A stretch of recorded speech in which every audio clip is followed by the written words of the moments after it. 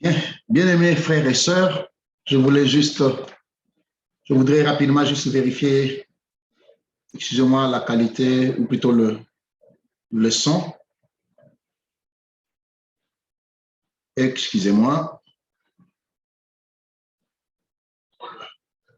Le son.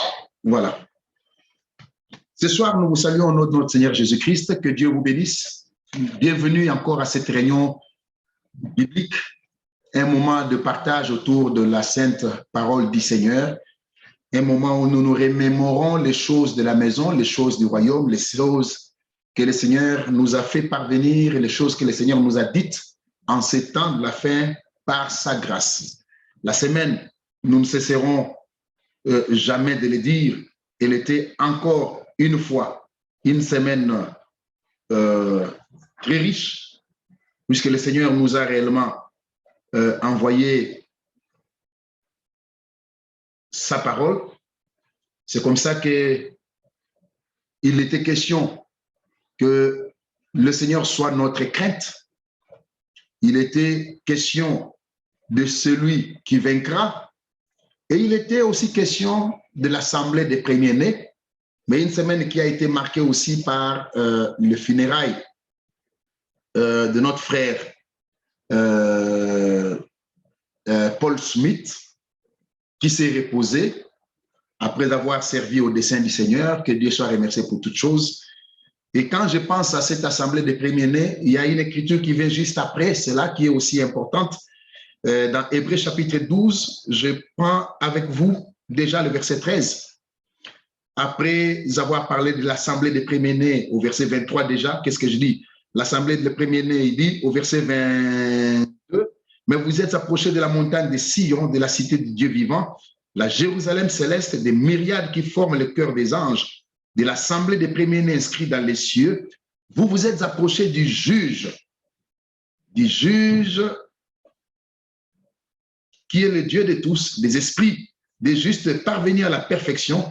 Vous vous êtes approchés de Jésus, qui est le médiateur de la nouvelle alliance, et du sang de l'aspersion qui parle mieux que celui d'Abel. Beaucoup de choses peuvent être dites là-dessus, mais l'apôtre ajoute en disant, gardez-vous de refuser d'entendre celui qui parle, car si ceux qui refusèrent d'entendre celui qui publiait les oracles sur la terre n'ont pas échappé, combien moins échapperons-nous si nous nous détournons de celui qui parle du haut des cieux, lui dont la voix ébranla alors la terre et qui maintenant a fait cette promesse, une fois encore je branlerai non seulement la terre, mais aussi le ciel. Ces mots, une fois encore, indiquent le changement des choses ébranlées comme étant faites pour un temps, afin que les choses inébranlables subsistent. Les choses inébranlables, ce sont celles que Dieu a faites lui-même.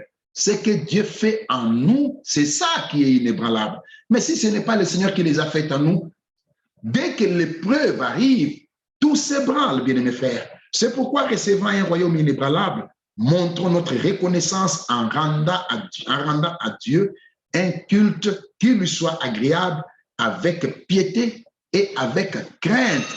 La même crainte encore. Excusez-moi pour le téléphone, je suis au lieu de service. La même crainte encore, car notre Dieu est aussi un feu dévorant. Notre Dieu est aussi un feu dévorant. Je vais demander à mon frère Landry de Port-Gentil. Frère Landry, si tu peux activer ton micro pour prier et recommander cette réunion entre les mains du Seigneur. S'il te plaît, mon frère. Oui, bien-aimé frère, bien-aimé Père Céleste, nous te rendons gloire encore ce soir où tu nous as rassemblés pour prendre part à ta table, Seigneur. Nous te prions, bien-aimé Père Céleste, de pouvoir oindre les lèvres par lesquelles, Seigneur, tu pourras encore nous parler richement, Seigneur. Puis-tu nous rendre attentifs, ô Seigneur. Puis-tu nous rendre attentifs, Seigneur le puissant. On veut que, Père, nos cœurs aussi brûlent comme les cœurs des deux au Père Céleste sur le chemin d'Emmaüs. Seigneur, alors qu'ils étaient en chemin avec toi et que tu leur parlais, que Seigneur, ce soir, quelque chose se passe en nous, notre Dieu, notre Père. Que nous puissions être transportés avec toi, notre Dieu, notre Père. Nous voulons véritablement, Seigneur le puissant, être au Père Céleste, ramener, être au Père Céleste, lavé par ta parole. Ô Seigneur, fais-nous grâce, Seigneur, que nous puissions participer à ta nature divine au travers de ces paroles que tu nous annonceras encore ce soir. Ainsi, Seigneur, nous sommes prêts maintenant à entendre tout ce que tu as ordonné à ton serviteur de nous dire. Seigneur, rends-nous attentifs et bénis le vase par lequel tu parleras. C'est au nom de Jésus-Christ que nous prions. Amen. Amen. Merci beaucoup, mon frère Landry. Je salue donc toute l'assistance pendant que mon frère Eric est en train d'allumer sa caméra. Je vais demander à tout le monde de veiller à ce que les micros soient fermés.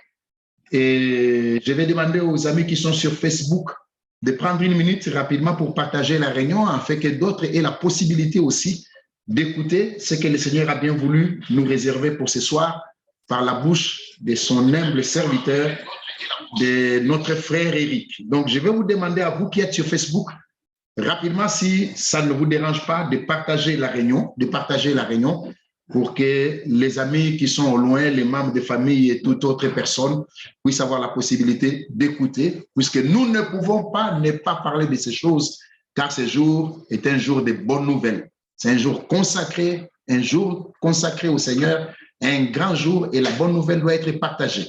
Que le Seigneur bénisse richement notre frère Eric, que nous saluons déjà. Nous vous rendrons témoignage de ce que le Seigneur a fait dans son foyer, notamment pour notre sœur Berthe, sa femme, à la fin de la réunion.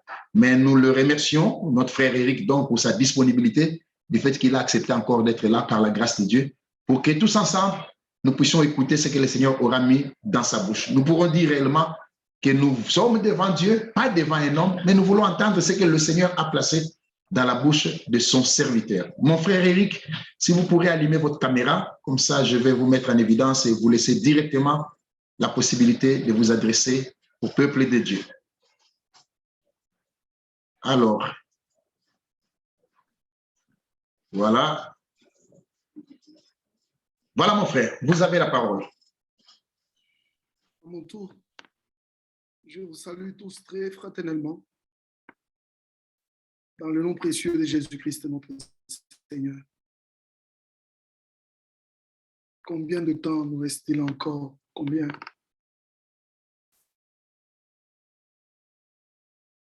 Que Dieu fasse à nous ce qui reste à faire. Que le but du message soit atteint avec tout le monde. Vous savez que cette écriture d'Hébreux chapitre 11 avait été, ces paroles d'Hébreux chapitre 11 avaient été lues en rapport avec la fin. Hébreux chapitre 11,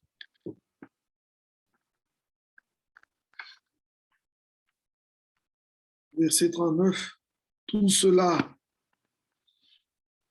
à la fois desquels il a été rendu témoignage, tous les héros cités dans Hébreux 11, les héros de la foi, commençant par Abel, terminant par, on a dit, le temps me manquerait de vous parler de Jephthé, de Samson, vous voyez, ici, de Barak, des prophètes, puis tous ces gens, par la foi, ils ont reçu le témoignage de leur foi, mais ils n'ont pas obtenu ce qui leur était pour, parce que ce n'était pas pour leur temps. Et le verset qui suit dit que Dieu ayant en vue quelque chose de meilleur pour nous, afin que tous ces héros de la foi-là ne parviennent pas à la perfection sans. Et nous croyons que la perfection est dans notre temps. Nous le croyons. Regardez les versets que frère Nazaire a lus dans Hébreux 12. Paul décrit l'église du Seigneur. Mais regardez, pas sur la terre. Vous vous êtes approchés de la montagne de Sion, de la cité du Dieu vivant, de la Jérusalem céleste. Il ne s'agit même pas de la Jérusalem terrestre. Mais il dit, pas seulement nous nous sommes approchés, frère. C'est pas seulement nous nous sommes approchés, mais réellement, c'est nous. Nous sommes Sion. Nous nous sommes approchés de l'assemblée. Pas seulement approchés. Nous faisons partie de cette assemblée des premiers-nés. Mais la description de cette église, dans Hébreux chapitre 12, montre vraiment la perfection. Vous voyez, frère? Ainsi, nous aussi, nous attendons d'autres personnes qui doivent se joindre à nous. Comme nous l'avions dit dans le service passé, nous croyons fermement que le nombre des nations n'est pas encore complet. Quand le nombre des nations sera complet, Dieu achèvera parmi les nations et se tournera vers Israël. Il fera un commencement avec les 144 000 et à la fin, tout Israël sera sauvé. Ces choses arriveront sûrement. De même que toutes les autres paroles de la Bible sont devenues réalité, nous croyons que ces choses arriveront, que le Seigneur Dieu achèvera l'Église. Il amènera tout dans l'Église, tous les dons, les ministères, les actes, la foi, la vie, tout sera amené à comme on dit, à la pleine égalisation. C'est-à-dire une foi parfaite, prière parfaite, amour parfait, don parfait, ministère parfait. Tout, Dieu terminera comme ça. Et c'est ce qui clôturera l'œuvre. Nous croyons encore dans un dernier secours que Dieu accordera. Ainsi, tous les petits démons qui dérangent encore, par-ci, par-là, le Seigneur accordera la pleine victoire, la pleine délivrance, le plein affranchissement, la pleine sanctification. Et c'est comme ça qu'il terminera. Mais nous devons écouter. Comme cela a été lu dans le verset 25 de Hébreux 12, gardez-vous de refuser d'écouter celui qui parle. Mes bien-aimés frères, écouter a beaucoup plus d'importance maintenant que toute autre chose. Aujourd'hui, peut-être encore un texte que je veux prendre avec vous. Un conseil. Et les choses que nous écoutons, c'est vraiment l'Esprit qui parle par le Seigneur. Ici, dans 2 Chroniques, chapitre 15, il y a un texte que l'on peut appliquer pleinement à notre temps. 2 Chroniques, chapitre 15, et le premier verset dit « L'Esprit de Dieu fut sur Azaria, fils d'Obed. » C'était dans le temps du roi Asa. Et Asa était un homme qui a fait de bonnes choses.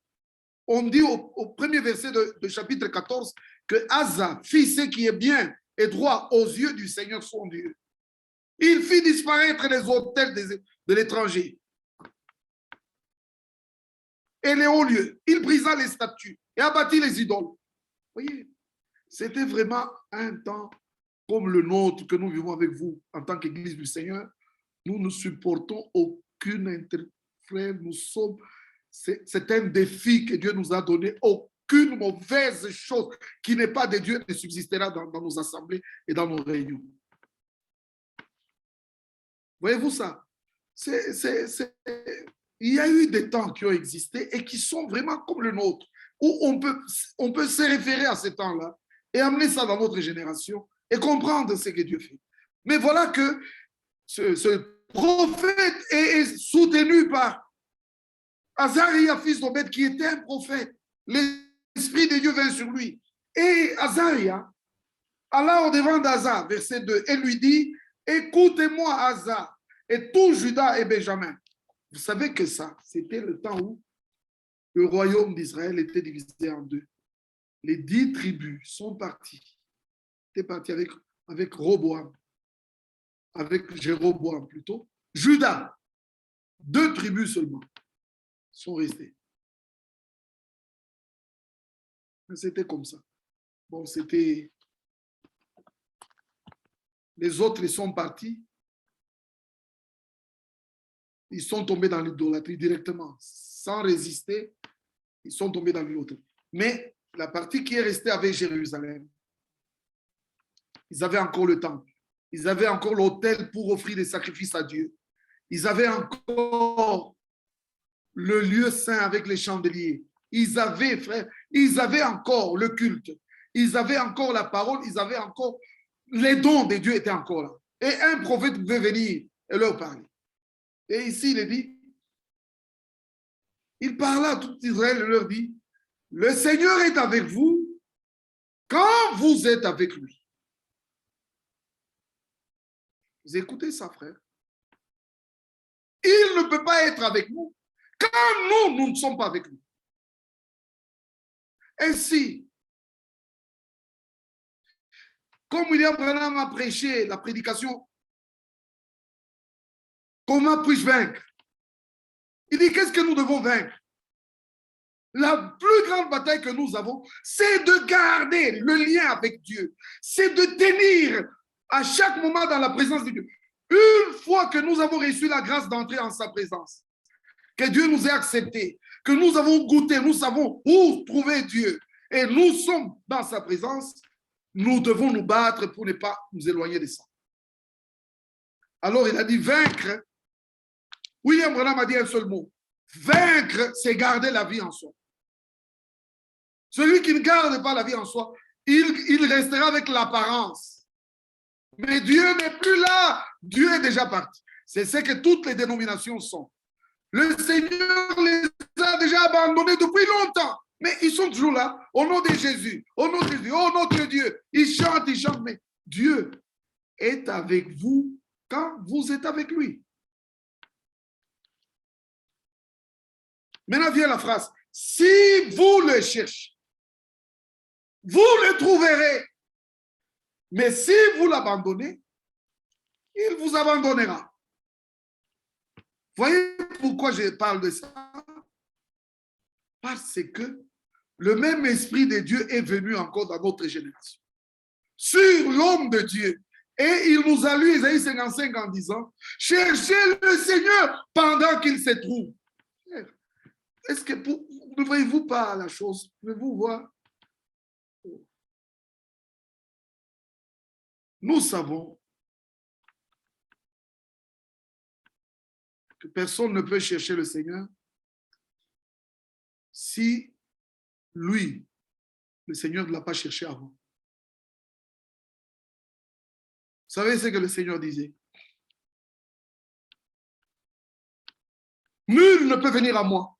Nul ne peut venir à moi si le Père qui m'a envoyé ne l'attire premièrement. Et encore, cette écriture de Jean chapitre 12. Jean chapitre 12 est vraiment vrai. Il a dit ici, le verset 32. Et moi, quand j'aurai été élevé de la terre, j'attirerai tous les hommes à moi.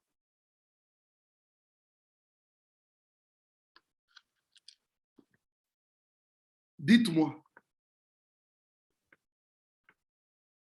un aimant, parce que quand il parle j'attirerai tous les hommes à moi, c'est vraiment comme un aimant. Un aimant ne peut attirer qu'une main attractable, fer. Ça ne peut pas attirer les non-ferreux. L'aimant ne peut pas attirer le cuivre, le zinc, l'aluminium. Non. Le bois, non. La pierre, non. L'aimant attire le fer. Et où que soit le fer, quand l'aimant vient s'attirer, et effectivement ce verset parle de ça. Il faut que vous soyez de Dieu pour que cette attraction ait lieu. Quelle grâce nous avons de retrouver qu'aujourd'hui, ce n'était pas notre décision. C'est la décision de Dieu que nous soyons aujourd'hui sur ce chemin. C'est lui qui a décidé. C'est lui qui nous a appelés. C'est lui qui nous a cherchés. Si lui ne te cherche pas, tu ne le chercheras pas. Tu le chercheras pas. Il nous a cherchés. Il nous a trouvés. Ensuite, il nous dit, cherchez-moi. Écoutez ça.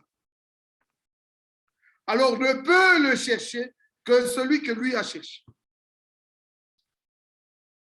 Maintenant, vous voyez que dans les dénominations, ils lisent la même chose que nous. Cherchez le Seigneur, cherchez le Seigneur. On va programmer un jeûne. C'est la fin de l'année. 40 jours de jeûne éveil. 40 jours de jeûne éveil pour chercher la face de Dieu. Les démons vont vous répondre. Parce que vous ne savez pas où est Dieu et comment Dieu parle. Alors les démons viendront et répondront et il y aura beaucoup de choses qui se verront au milieu de vous. Vous êtes content de dire Dieu nous a répondu.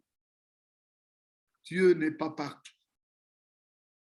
Dieu est dans son peuple et le peuple de Dieu, c'est ce peuple qui a la parole. Si vous gardez les paroles de l'Alliance, le Dieu de l'Alliance est avec vous.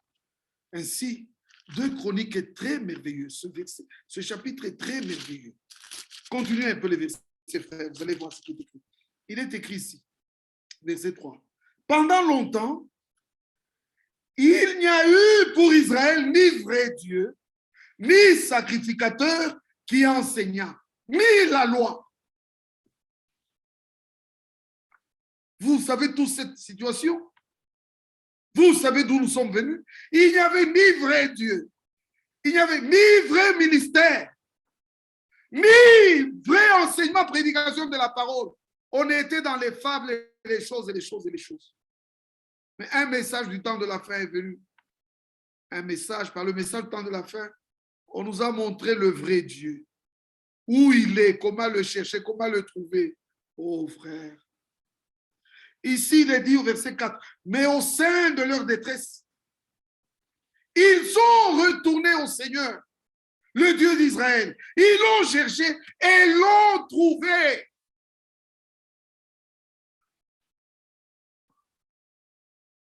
Quel est le résumé du message du temps de la fin? Le résumé du message du temps de la fin, c'est peuple de Dieu, retournez à votre Dieu. Quittez les dénominations. Laissez, ne touchez pas ce qui est impur. Venez, je vous accueillerai. Et c'est comme ça que nous revenons. Nous expérimentons une sortie. Le message vous a dit sortez et nous sortons. Maintenant, nous avons la possibilité de chercher Dieu. Et quand nous le chercherons, nous le trouverons. Regarde ça. Dans ce temps-là, quand il n'y avait pas ça, il n'y avait point de sécurité pour ceux qui allaient et venaient, car il y avait des grands troubles parmi tous les habitants du pays.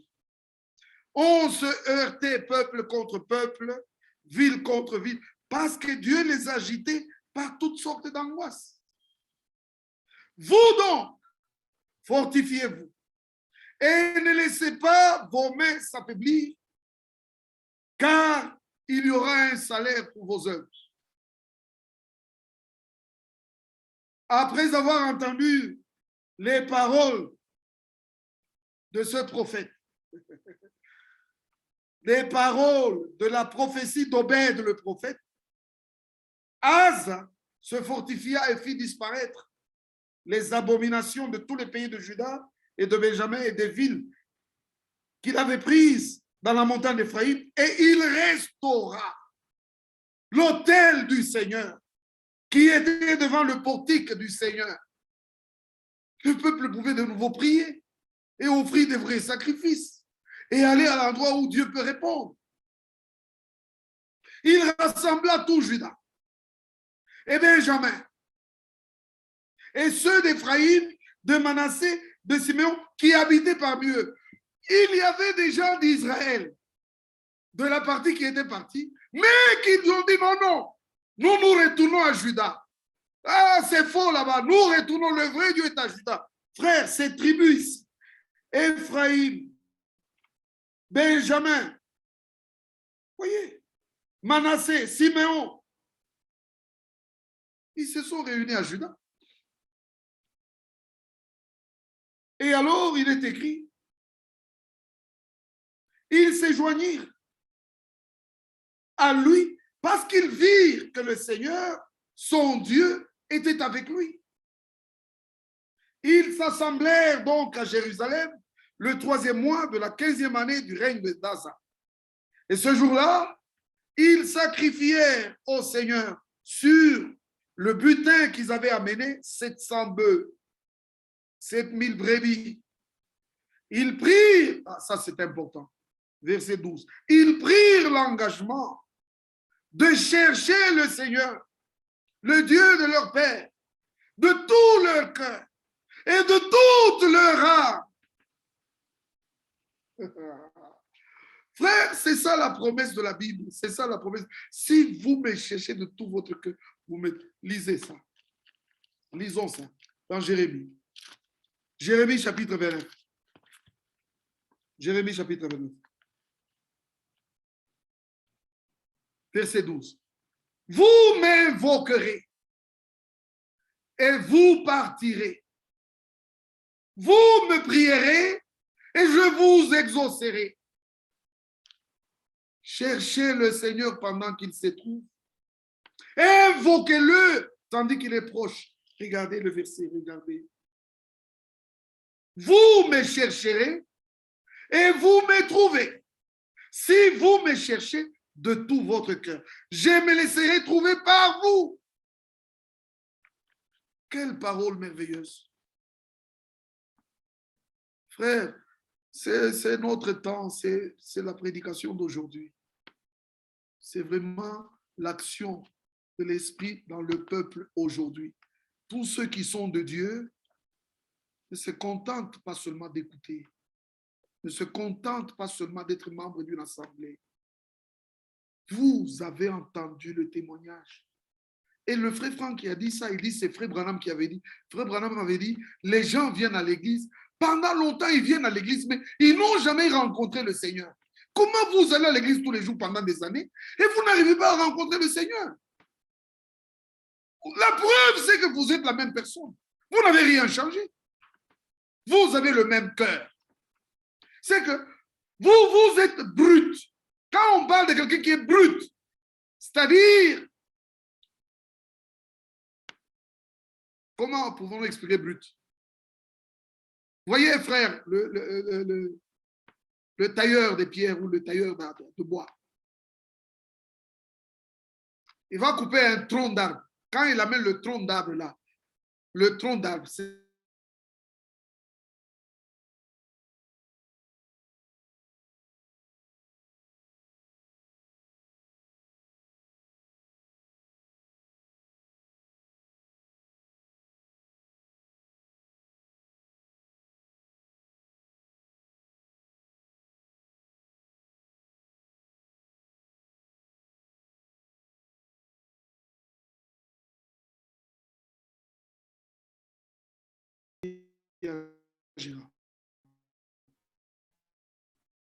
ainsi, prenons la décision.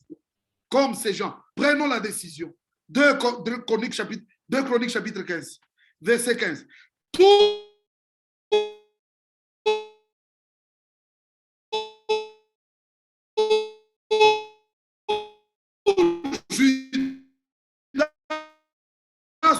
se réjouit de ce serment. Quiconque ne cherchait, écoutez un peu ça. C'est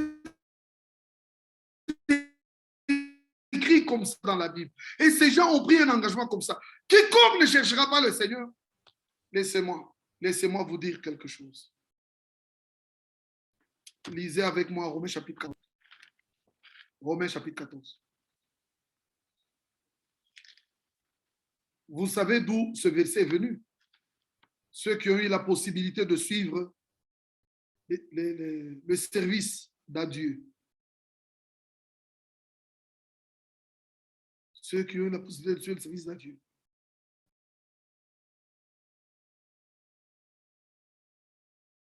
Vous avez vu ce verset très mentionné de Romains 14. Frère, j'avais dit ceci un jour après Franck. On avait voyagé et maintenant on attendait l'avion retour. On devait revenir avec lui par l'Afrique du Sud pour que le soir, là, on a quitté, on était à Madagascar et on devait prendre l'avion, arriver à 17h à Johannesburg. Il pouvait prêcher 18h et à 20h, 20h30, on devait l'amener à l'aéroport. Il dit, mais on a du temps. Hein? N'avez-vous pas de questions? Mais posez des questions.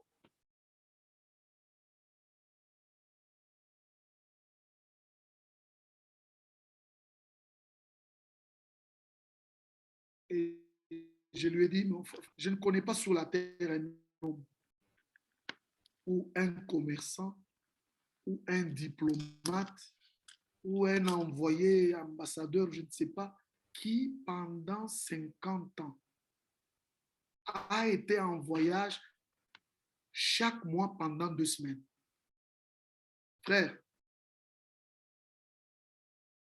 examinez, vous allez voir. Frère Franck, n'achète plus des billets avec l'argent. Tellement, à Lufthansa, il a fait des kilomètres et des kilomètres qu'il a des points. Il sort, il prend des billets et même des réservations d'hôtel. Comme ça, dans les kilomètres, frère, j'ai dit, mais est-ce qu'existe-t-il sur la terre un homme qui, pendant 50 ans, a voyagé chaque mois pendant 2 semaines? Dites, cherchez-le.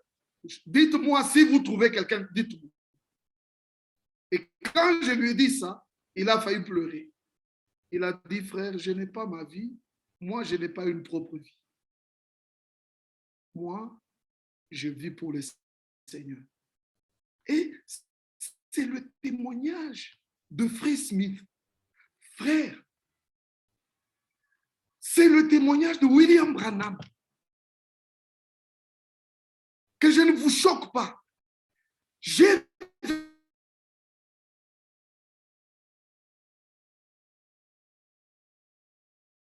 vécu avec frère Badibanga. C'est le témoignage. Frère, lisez ce verset. Lisez ce verset. Verset 7, Romains chapitre 14.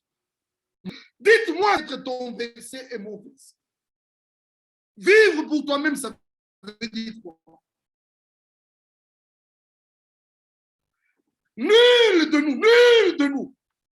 Je vous prie ce soir que chacun de vous prenne ceci avec le plus grand sérieux parce que nous sommes à la fin. Frère, Romains chapitre 6. Romains chapitre 6. Regardez ce qui est écrit. Verset 3. Verset 3. Ignorez-vous que nous tous, toi et moi, nous tous qui avons été baptisés en Jésus-Christ, c'est en sa mort que nous avons été baptisés. Nous avons donc été ensevelis. J'aurais voulu entendre vos amens, mais je ne sais pas les autres. Amen. Bien-aimés frères,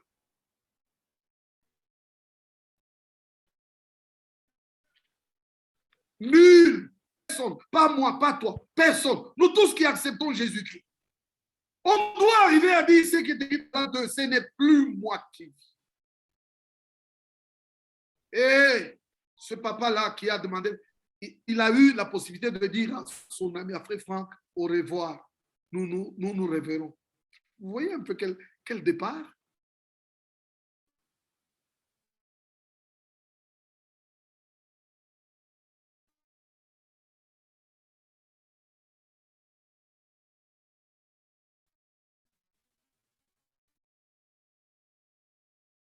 Et frère Franck demandait, les gens, on voit partout, les gens, il dit, les gens, il n'y a pas de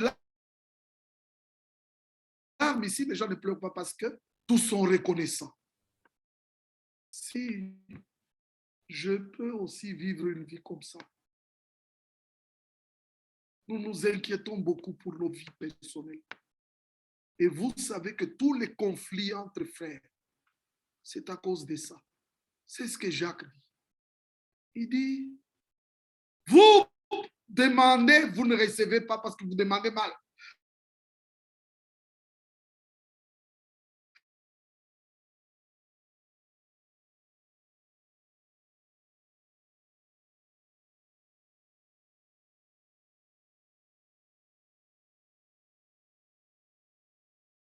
Vous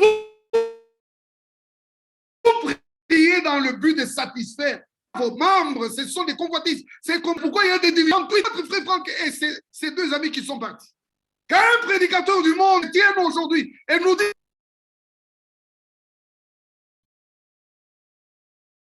oh frère, je ne sais pas frère, plus on écoute, plus ça nous... Ici, il est écrit dans Romains 6, verset 4, nous avons donc été ensevelis avec lui par le baptême en sa mort. Je crois que tous, nous pouvons recevoir la grâce du Seigneur parce que c'est à cela qu'il nous amène et nous sommes tous appelés à ça, à une vie de pleine consécration. Ainsi, Romains chapitre 14, verset 8, car si nous vivons pour le Seigneur. Vous savez ce que ça veut dire vivre pour le Seigneur. Vous n'avez pas besoin d'une explication. Et si nous mourrons pour le Seigneur. Donc, soit que nous vivions, soit que nous mourions.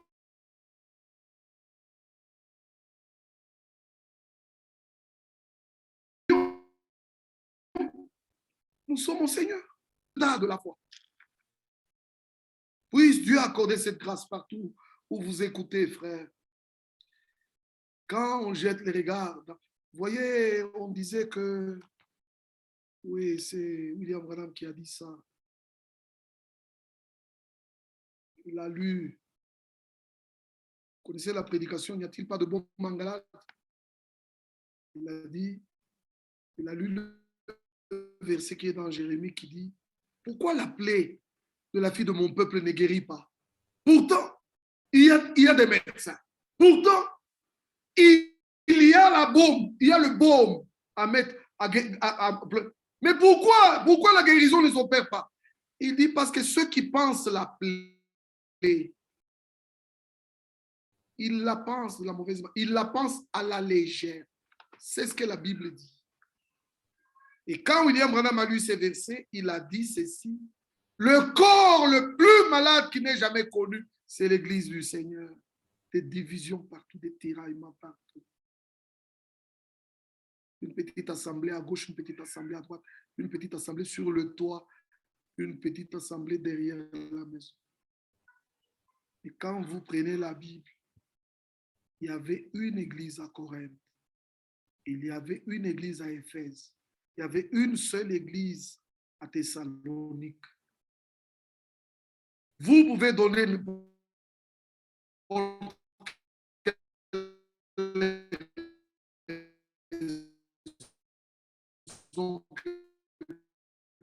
donner, ça ne tiendra jamais.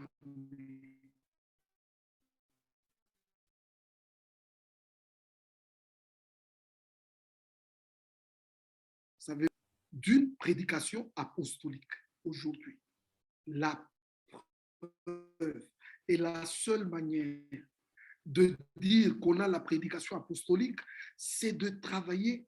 Il y a un seul ciel, il y a une seule Bible, il y a un seul Dieu, il y a une seule foi. Comment il doit y avoir plusieurs églises? Pourquoi? Quelle raison?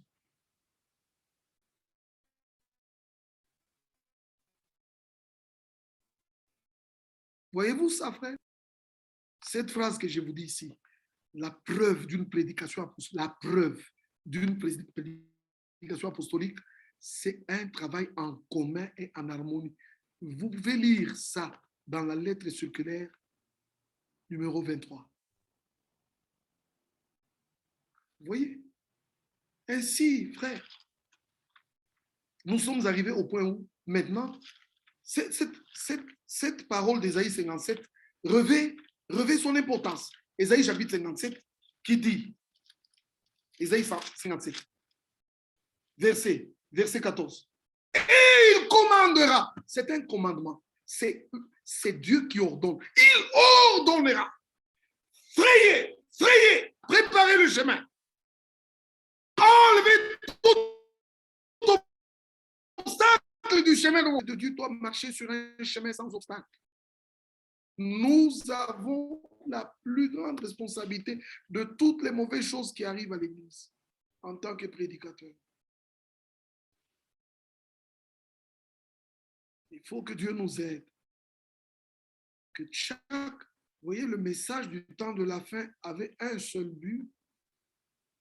Le message du temps de la fin vient corriger toutes les erreurs du christianisme pour nous ramener dans la chrétienté originale. Parce que dans la Bible, le mot christianisme même n'est pas là. Dans la Bible, nous voyons seulement Christ en nous, l'espérance de la gloire. Le mot christianisme n'est pas là. Vous voyez?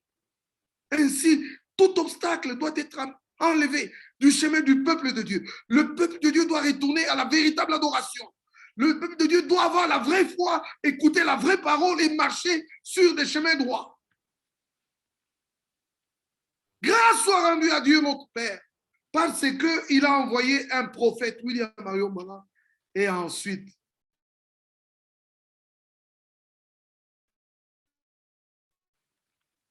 un scribe. Nous sommes très contents de toutes ces choses que Dieu nous a données. S'il nous reste encore quelques 15 minutes, laissez-moi lire les paroles que nous avons lues ensemble avec vous. Matthieu chapitre 24.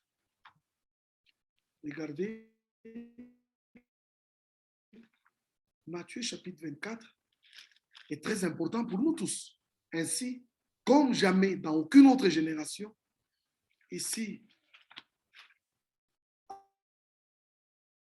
avant que je regarde cette écriture, vous allez voir que Paul a écrit, mais ce n'était pas chez les Philippiens, je crois.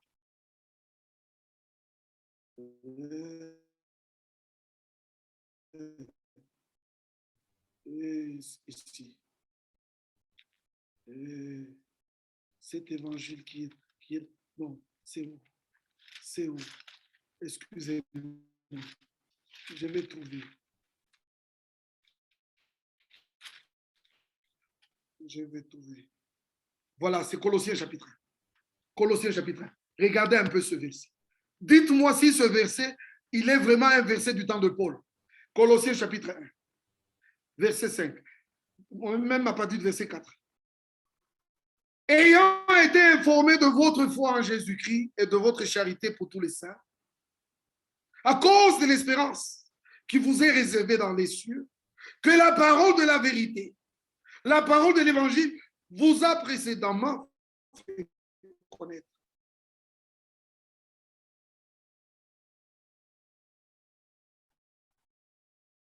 Écoutez, il est, pendant ce temps que toi tu prêchais, il n'était pas en Afrique du Sud, il n'était pas au Congo, il n'était pas en Côte d'Ivoire, il n'était que dans le Moyen-Orient. C'est maintenant qu'il est dans le monde entier. Comme aussi c'est le cas parmi vous. Frère, c'est maintenant qu'il est dans le monde entier. Parce que c'est maintenant, Matthieu 24, 14, cette bonne nouvelle du royaume sera prêchée sur toute la terre habitée pour servir de témoignage à toutes les nations. Toutes les nations. La bonne nouvelle du royaume. La bonne nouvelle du royaume est prêchée toutes les nations. Alors viendra la fin. Nous sommes conscients qu'il ne reste plus de temps. Parce que c'est arrivé partout. Frère, c'est arrivé partout.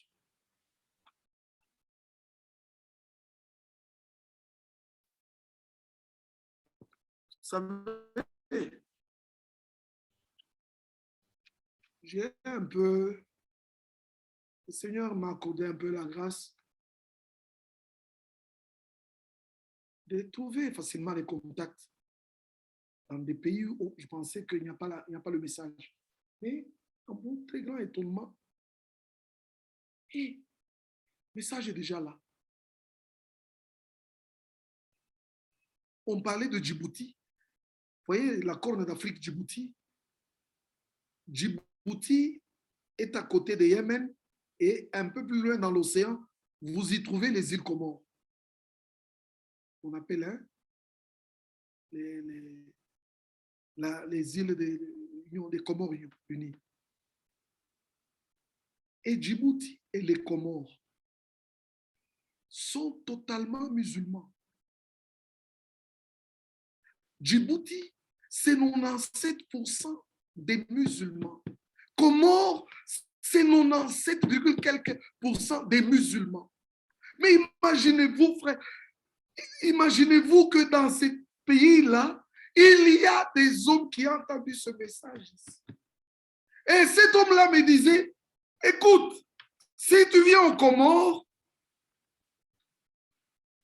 tous ceux qui s'appellent chrétiens, s'ils entendent qu'un missionnaire est arrivé, peu importe leur foi, ils viendront écouter. Qu'ils soient catholiques, qu'ils soient protestants, ils viendront écouter. Parce qu'ils sont très peu.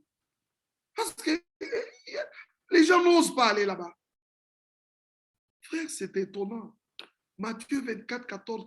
Franck a prié, Seigneur, laisse ton serviteur s'en aller un peu. Mes yeux ont vu que Matthieu 24 est une réalité.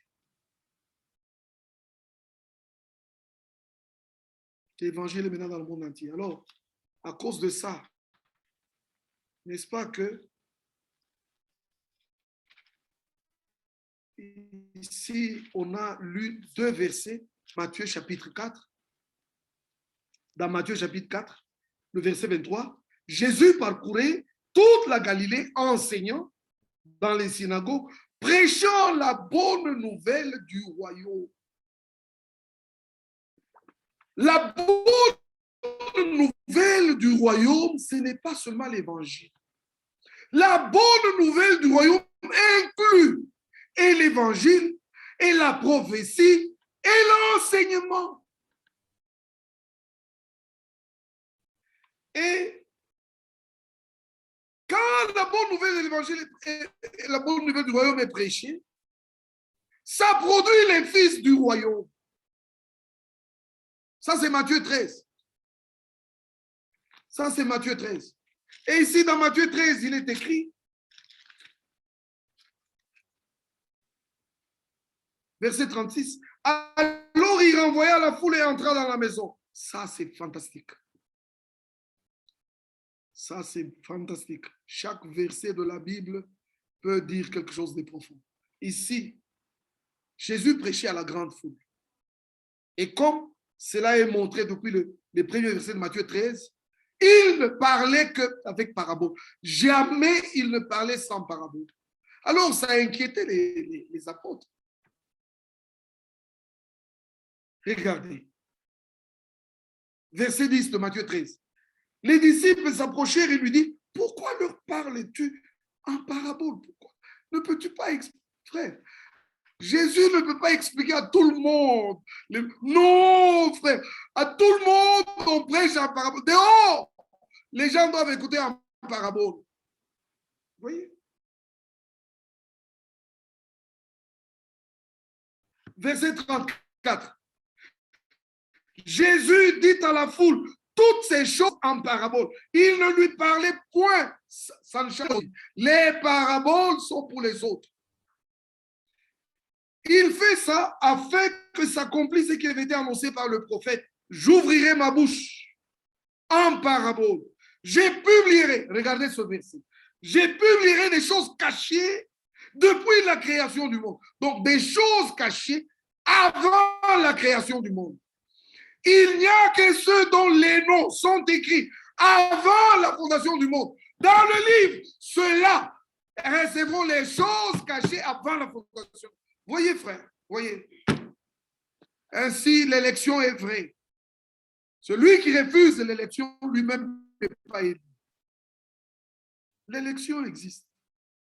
L'élection est naturelle et elle est aussi divine. Je ne peux pas expliquer beaucoup de choses. Vous savez que biologiquement, toi-même, moi-même, nous tous, naturellement. Parce que combien de milliers de semences sont parties? Pour que toi, tu sois conçu, tu n'étais pas seul. C'était beaucoup de semences qui sont parties.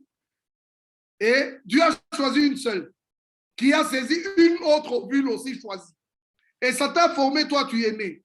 Les autres semences sont mortes directement, naturellement. Dieu a fait ça. Et tu es là, tu dis, oh, l'élection n'existe pas. Mais alors, tu ne comprends rien. Ici, verset 36, il renvoya la foule et entra dans la maison. Maintenant, il faut que toi, tu sois de la maison. Parce que quand il entre dans la maison, tous ceux qui ne sont pas de la maison s'en vont. Il entre dans la maison, ses disciples s'approchaient de... Vous voyez, eux, ils ont droit, ils entrent aussi dans la maison. Et là, dans la maison, ils disent, explique-nous la parabole. Et alors, Jésus explique. Ce qui est mystère aux autres, il l'explique aux élus. Il dit, celui qui sème la bonne sémence, c'est le Fils de l'homme. Le champ, c'est le monde. La bonne sémence, ce sont les fils du royaume. Que Dieu bénisse sa parole. Que Dieu bénisse tout le monde. Bientôt, frère, parce que nous sommes fils du royaume, vous voyez que nous sommes étrangers voyageurs. Si vous êtes fils du royaume, vous êtes une partie du royaume, vous avez en vous la parole du royaume. Que Dieu accorde sa grâce à chacun de vous, que la révélation de la parole soit donnée à chaque frère et sœur, et aussi, surtout, la relation avec permanente.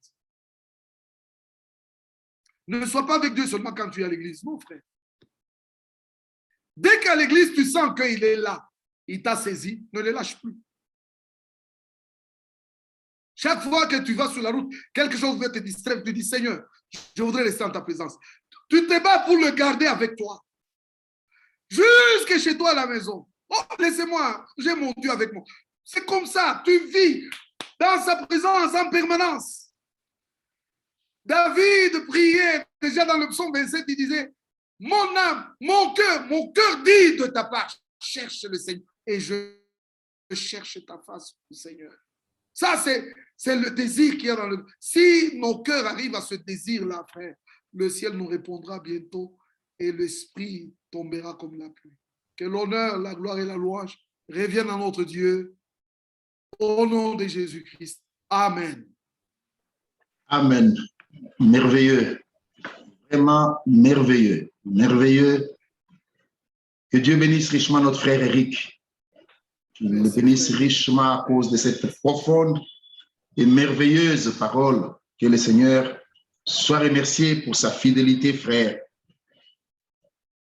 Beaucoup de bonnes choses ont été dites, des choses merveilleuses au point où c'est à peine qu'on voit le temps comment s'écouler. Dieu soit remercié. Frère Samuel, est-ce que Frère Samuel est connecté? Frère Samuel, tu es là? Frère Samuel Koulonda. Oui, je suis là. Merci, frère. Est-ce que tu peux prier pour la fin de la réunion, s'il te plaît, mon frère? D'accord.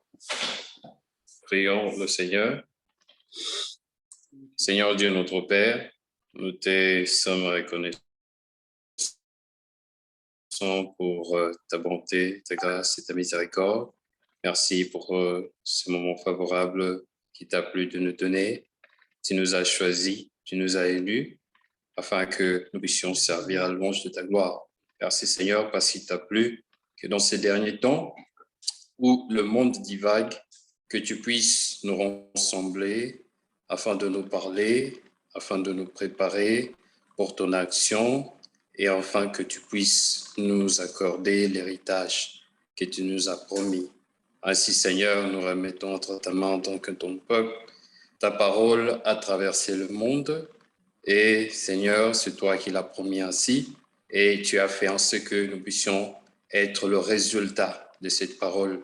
Ainsi, Seigneur, nous te prions que tu puisses continuer à nous garder dans cette parole, que tu nous aides surtout, Seigneur, que tu nous gardes de l'interpréter, que tu nous gardes de marcher en dehors de cette parole, que tu nous gardes, Seigneur, d'aller au-delà de ce qui est écrit et que tu nous aides, Seigneur, afin que nous puissions uniquement accomplir ta volonté.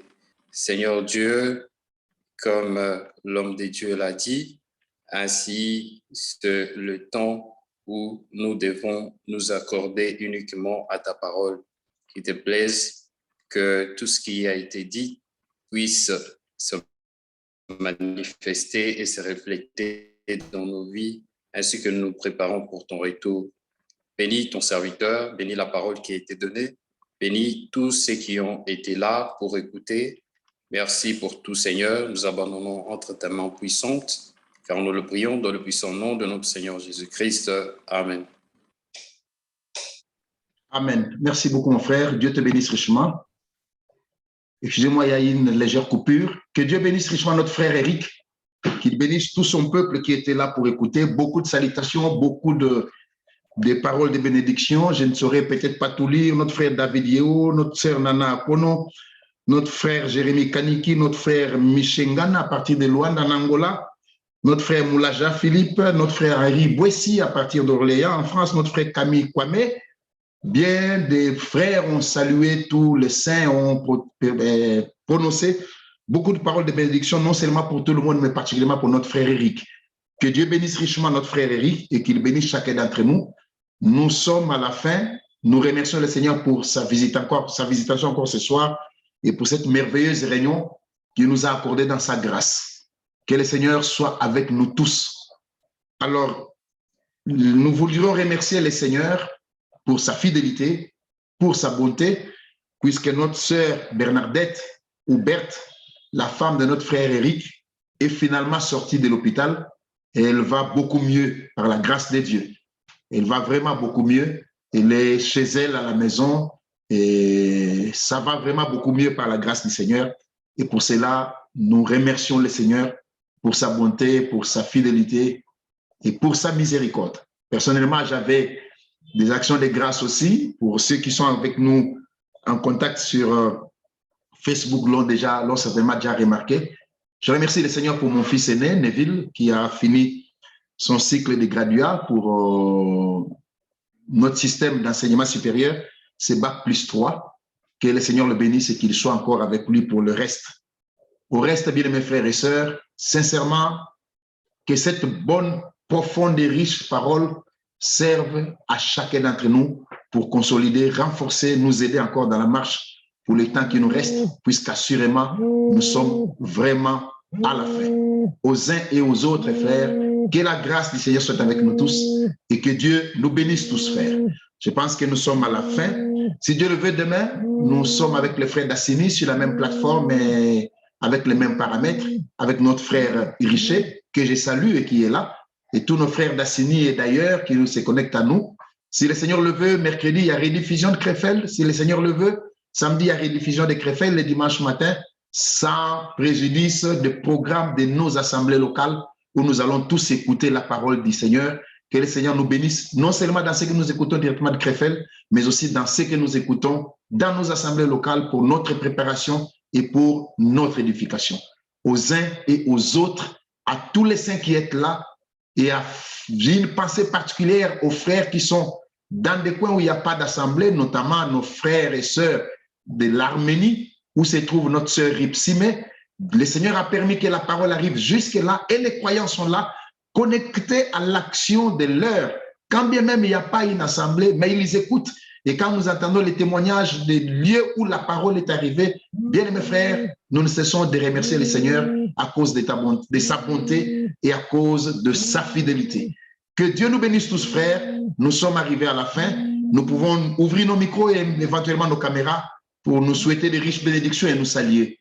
Que Dieu nous bénisse et qu'il bénisse encore richement notre frère Eric, que nous saluons ce soir et à qui nous demandons de saluer notre sœur Bernadette, qui est en plein repos. Dites-lui que nous sommes de cœur avec elle, que le Seigneur la bénisse et qu'il finisse l'œuvre de rétablissement, de guérison qu'il a entamée, guérison qui est déjà disponible il y a de cela 2000 ans sur le bois du Calvaire.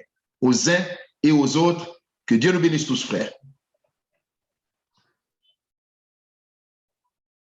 Amen.